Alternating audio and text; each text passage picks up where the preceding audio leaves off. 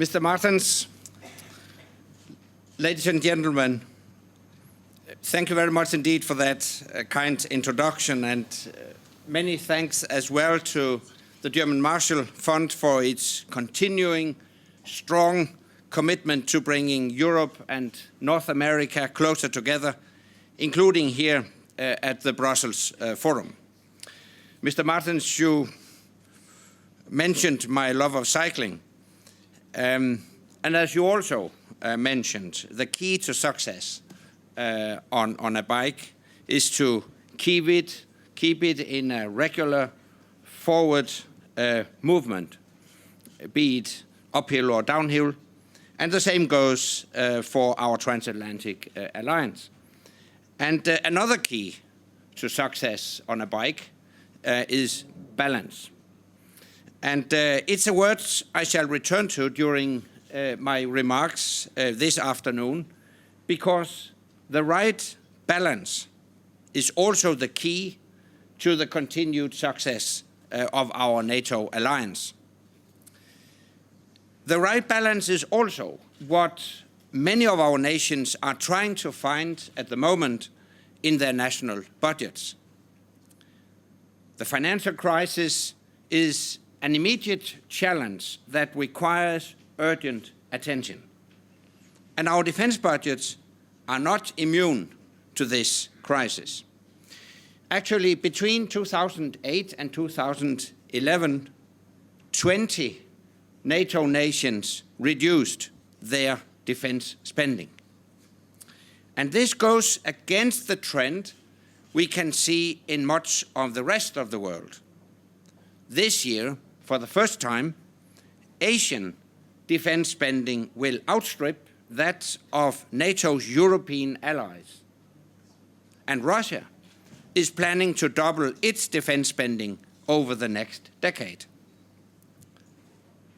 These declining European defense budgets are a concern, because every cut today will have consequences for our security tomorrow, and for what we are able to do as an alliance.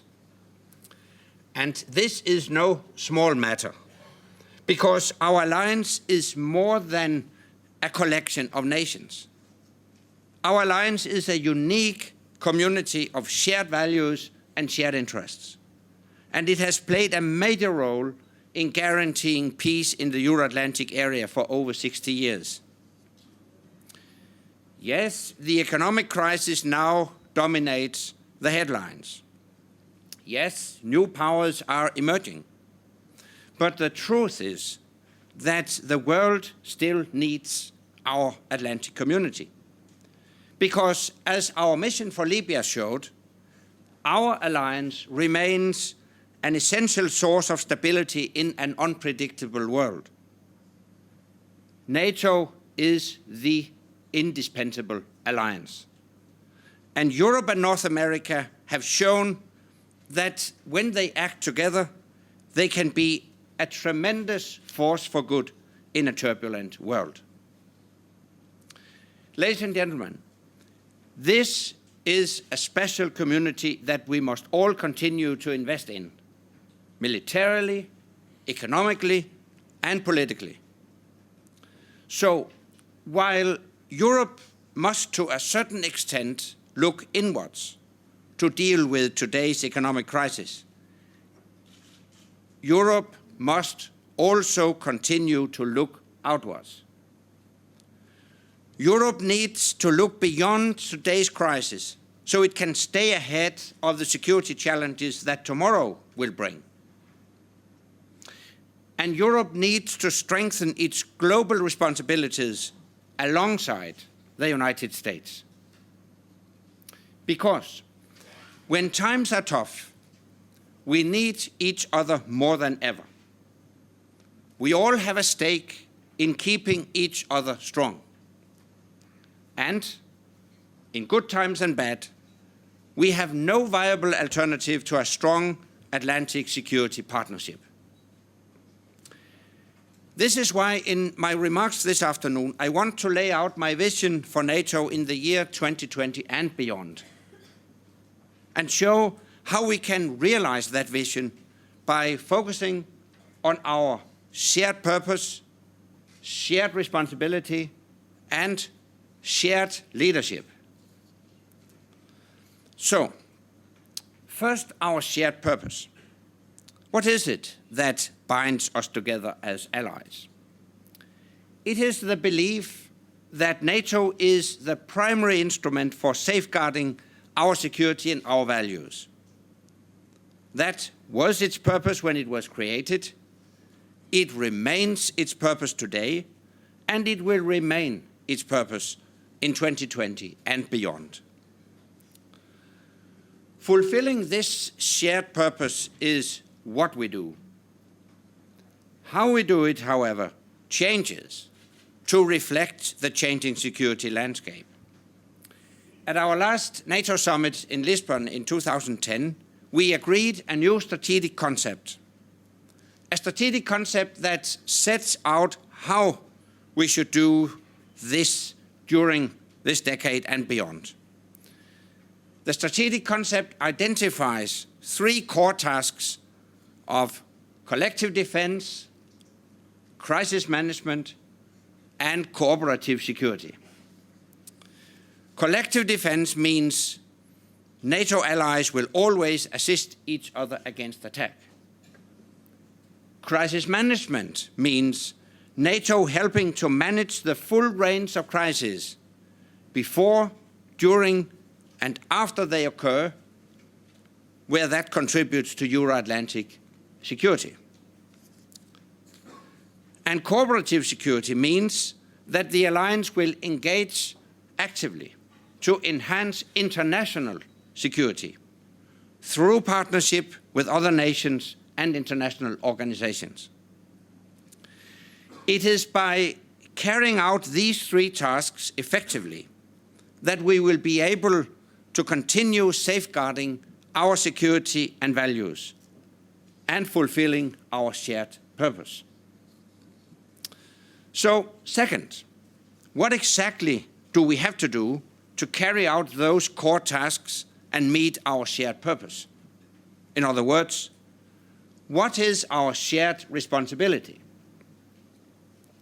In 2020, NATO must remain ready to respond to the full range of security tasks. We will still need to be able to put together complex joint operations at short notice, with high impact and high precision. This means we will need flexible, rapidly deployable forces and the right mix of military capabilities. Libya was a strong reminder of what those capabilities are. They include air-to-air refueling and the ability to gather information through surveillance and reconnaissance so we can make accurate intelligence assessments and select and engage the right targets with precision-guided munitions. For the foreseeable future, defense money is likely to remain tight across the alliance, and acquiring those capabilities will be a major challenge. But all allies have a shared responsibility to provide them. And I firmly believe we will only be able to meet that responsibility with a new mindset. A new mindset, smart defense. We call it smart defense because it is about spending defense money in a smarter way. The smarter way is to prioritize, to specialize, to cooperate, to focus not just on what we cut, but on what we keep, and to choose multinational solutions instead of unilateral solutions. We are already seeing the benefits of this approach. We are developing an allied ground surveillance system to give our commanders a full picture of what is happening on the ground in our operations. And we are bringing together national contributions to build an integrated NATO-wide missile defense system to defend against the threats of ballistic missile proliferation. But we must also share the responsibility for making our capabilities and forces work together effectively. This will be particularly important as we anticipate the drawdown of our commitments in Afghanistan, where American and European forces, as well as those of many of our partner nations, where they have developed an outstanding ability to operate alongside each other. We need to keep those gains, and we will, with the Connected Forces initiative I launched earlier this year. Now, my third point is a crucial requirement for meeting our shared purpose and our shared responsibilities, and that is shared leadership. Europe and North America face a broad and complex security agenda. Making this continent whole and free remains work in progress. The Arab world is going through a period of major change, and further afield, especially in Asia, new security actors are making their mark. Ladies and gentlemen, to address this agenda successfully, we need a rebalanced transatlantic relationship. European allies must be ready and able to assume a greater leadership role, and I'm confident that they can. Over the past 20 years, more European forces have deployed in more places than ever before. In Afghanistan, the United States has taken the lead from the start of our engagement. But all our European allies are present there too, and making a significant contribution. In Kosovo, Germany has played a leading role in our operation for some considerable time, and very effectively. And last year, in Libya, other European nations, together with Canada, showed that they can take the lead in NATO operations. This shows how different allies can lead different operations. It shows NATO's enormous operational flexibility when there is political solidarity among the allies. And that's why I'm confident that European nations can share the leadership role within the Atlantic community. One area where I hope Europe and North America can demonstrate this shared leadership is in continuing to engage other nations and organizations in building peace and stability. The alliance has more than 40 partners in all regions of the globe, in Europe, in North Africa, the Middle East and the Gulf, Latin America, Central Asia, and the Pacific. And this vast network of security partnerships is truly unique. It is vital for dealing with regional conflicts and with global security challenges such as terrorism, proliferation, and piracy. And by working together with our partners, we enhance our own security, we enhance the security of their regions, and we enhance the security of the world we live in. Cooperation with our neighbor, Russia, is particularly important. we face common concerns, and they are best addressed through common approaches. I recently spoke with President-elect Putin. I told him that I look forward to continued engagement and constructive dialogue with Russia. And I was encouraged to hear him underline his commitment to good, stable relations with NATO. Recently, President Obama announced a new focus in the US defense posture towards the Asia-Pacific region. Some are concerned this will take place at the expense of Europe and the transatlantic relationship. But I see it differently. It is not just the economy that has globalized. Security has globalized too. And it is in Europe's interest that the United States, with whom we share our most fundamental values, that the United States contributes to upholding global peace and stability by engaging in the Asia-Pacific region. And the new American defense posture seeks to address this. But these profound strategic challenges are just as relevant to Europe as they are to the United States.